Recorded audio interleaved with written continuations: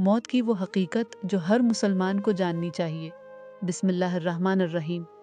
सलाम अलैकुम वरहमतुल्लाह वबरकातुहू। रुक जाइए, हो सकता है ये वीडियो सिर्फ आपके लिए हो सकता है आज अल्लाह ताला ने आपको ये पैगाम सुनाने के लिए यहाँ पहुँचाया हो। ज़रा एक लम्हे के लिए अपनी आँखें बंद करें और तसव्वुर करें, आज का दिन आपकी ज़िंदगी का आखिरी दिन है। सूरज गुरूब होने वाला है, घर वाले आपके आसपास मौजूद हैं, लेकिन आपकी ज़बान खामोश हो चुकी है। सांसें आहिस्ता आहिस्ता ख़त्म हो रही हैं और अचानक आपको महसूस होता है कि दुनिया की हर आवाज़ मद्धम होती जा रही है। वो दौलत जिसके लिए आपने दिन रात मेहनत की, वो घर जिसे बनाने में बरसों लगे, वो गाड़ी, वो कारोबार, शोहरत, सब कुछ वहीं रह जाएगा। सिर्फ एक चीज़ आपके साथ जाएगी, आपके अमाल। मेरे अजीज़ भाई और मेरी मोहतरम बहन, हम सब जानते हैं कि एक दिन हमें मरना है, लेकिन हम में से अक्सर ऐसे ज़िंदगी गुजारते हैं जिस ये मौत कभी आएगी ही नहीं। हम मुस्तक़बिल की मनसूबा बंदी करते हैं, लेकिन अपनी आखिरत की तैयारी को भूल जाते हैं। हम दुनिया की फ़िक्र में रातें जागते हैं, लेकिन कब्र की पहली रात के बारे में कम ही सोचते हैं। हालांकि अल्लाह ताला कुरान करीम में फरमाता है, हर जान को मौत का मज़ा चिखना है, फिर तुम हमारी ही तरफ लौटाए जाओगे। ये दुनिया हमेशा रहने की जगह नहीं, बल्कि इम्तिहान की जगह है। असल ज़िंदगी मौत के बाद शुरू होगी। एक दिन ऐसा आएगा जब आपका नाम लेकर कहा जाएगा, जनाजा तैयार करो। आपका बिस्तर खाली हो जाएगा, आपका मोबाइल किसी और के हाथ में होगा, आपका कमरा खामोश होगा, और जिन लोगों के लिए आपने पूरी ज़िंदगी मेहनत की, वही लोग आपको कब्र तक छोड़कर वापस आ जाएंगे। और फिर शुरू होगी वो ज़िंदगी जिसका इंजाम हमारे अमाल तय करेंगे।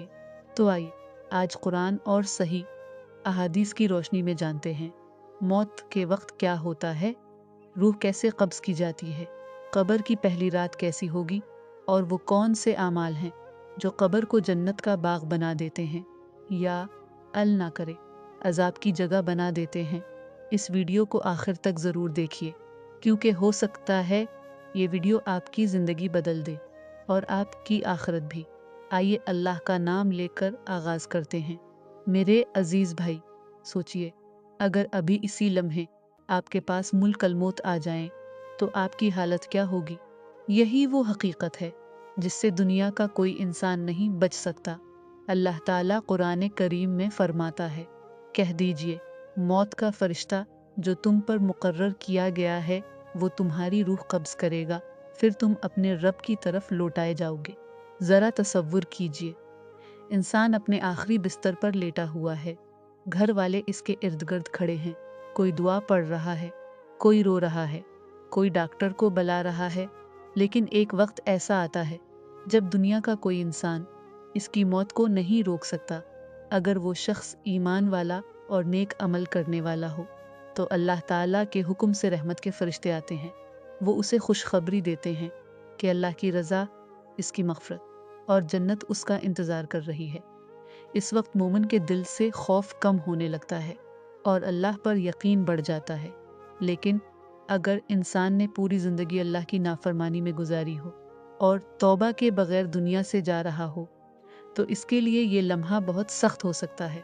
इसीलिए रसूलुल्लाह सल्लल्लाहु अलैहि वसल्लम हमें बार बार मौत को याद करने की तलक़ीन फरमाते थे, क्योंकि जो शख्स मौत को याद रखता है वो गुनाह करने से पहले ज़रूर सोचता है।